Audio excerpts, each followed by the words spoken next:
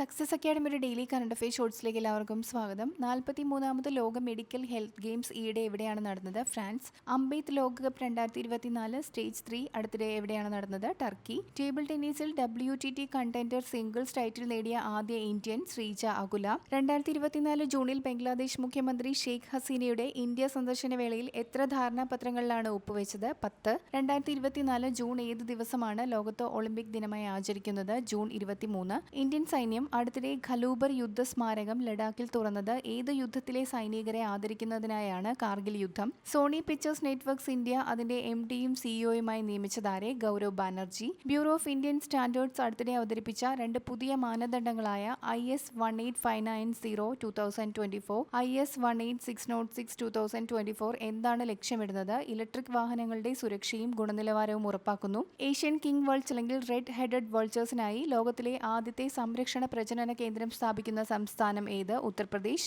ഏത് ഇന്ത്യൻ അത്ലറ്റിനെയാണ് അടുത്തിടെ ഉത്തേജക വിരുദ്ധ നിയമലംഘനത്തിന് നാഡ സസ്പെൻഡ് ചെയ്തത്? ബജ്രംഗ് പുനിയ. കൂടുതൽ വീഡിയോസിനായി ചാനൽ സബ്സ്ക്രൈബ് ചെയ്യുക.